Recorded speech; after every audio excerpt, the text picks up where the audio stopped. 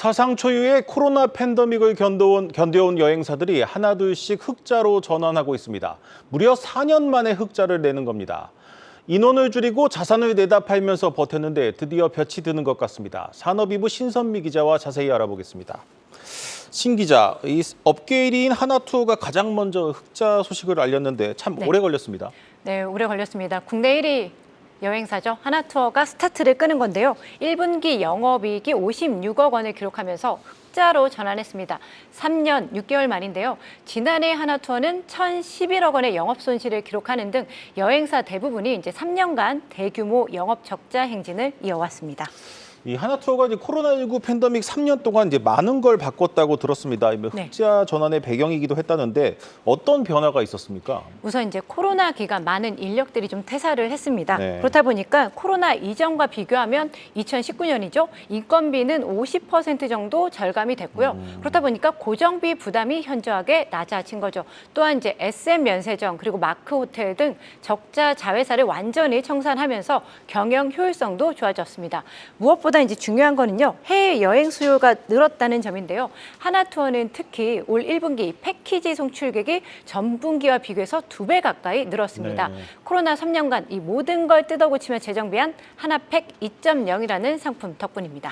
2.0이라는 이 숫자만 보면 뭔가 새로운 버전 같기는 한데 이 하나팩 2.0은 구체적으로 어떤 상품인가요?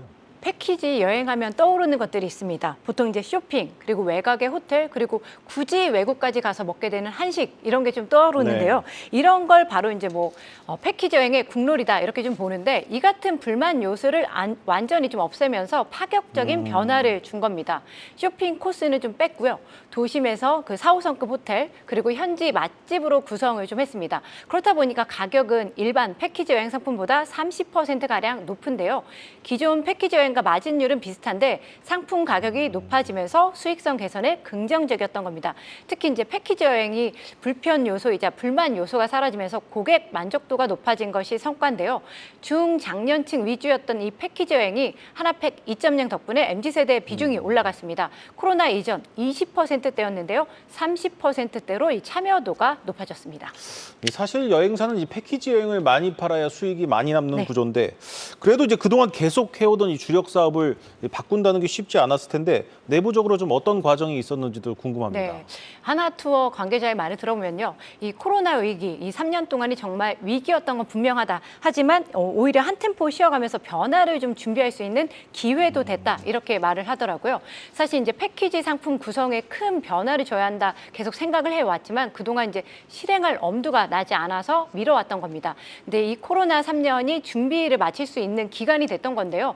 패키지 상품 구성을 보면요. 현지 랜드사와 호텔, 가이드 등 복잡한 이해관계로 인해서 설득 작업이 좀 필요합니다. 특히 이제 저가 패키지 상품을 팔면서 발생한 손실을 이 현지 랜드사와 가이드들은 쇼핑으로 보전을 해왔거든요. 그렇다 보니까 이런 관행을 멈추기가 쉽지 않았던 거죠. 아울러 이제 쇼핑을 없애면서 생긴 시간이 있잖아요. 여기는 이제 현지 투어나 차별화된 관광 상품으로 좀 채워야 하는데 단기간에 이 상품 구성을 바꾸는 게 쉽지가 않고요. 이에 이제 하나투어는요, 300명의 상품 개발자를 투입해서 패키지 상품을 좀 차별화했고요.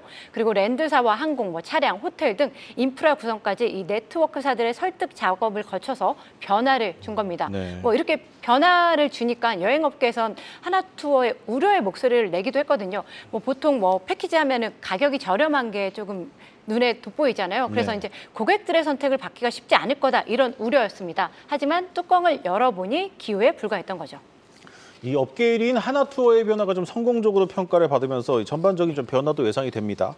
대형 여행사들, 좀 주춤했던 여행사들이 재도약할 수 있는 계기가 될 것이다 이런 분석도 나옵니다. 네, 그렇습니다. 하나투어, 모두투어 등 이 국내 대형 여행사들은 해외 여행에 대한 축적된 데이터도 있고요. 노하우를 갖고 있습니다. 근데 외국을 보면요. 보통 휴가를 가는 게 3, 4주, 1년에 2달까지도 휴가를 가죠. 그렇다 보니까 항공권만 끊어서 가는 개별 자유여행이 자리를 잡아왔습니다. 하지만 우리 휴가 어떤가요? 보통 일주일, 길어야 2주 정도에 불과하잖아요. 짧은 기간 해외 여행을 가야 하는 상황에서 여유롭게 준비할 시간도 없죠. 게다가 이제 동선도 효율적으로 구성을 해야 하다 보니까 패키지 여행 수요가 계속 꾸준하게 이어지고 있는 겁니다. 국내에서도 이제 자유여행 시장이 패키지 여행보다는 2배 가량 큰 시장입니다. 하지만 패키지 여행 비중도 작지는 않다는 거죠.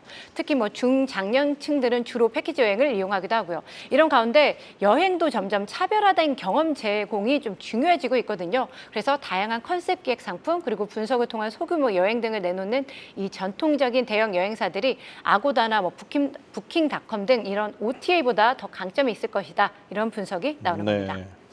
이런 변화와 함께 이제 하나투어 외에 다른 여행사들도 이제 속속 1분기 흑자 전환이 예고되고 있습니다. 네, 맞습니다. 모두투어, 뭐 노랑풍선, 참 좋은 여행 등 이 상장 여행사 대부분이 1분기 흑자 전환이 점쳐지고 있거든요. 네. 모두투어의 경우 증권가는 영업이익 추정치로 32억 원을 제시하기도 했는데요.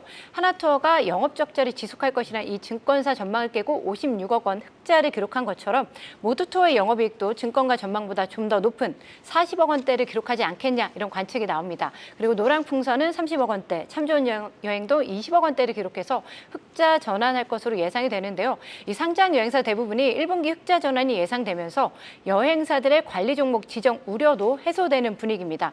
코로나 직격탄에 이들 대부분이 2020년부터 3년째 적자 행진을 이어왔죠. 올해도 적자를 기록할 경우 4년 연속 영업 손실에 해당돼 관리 종목으로 지정됩니다.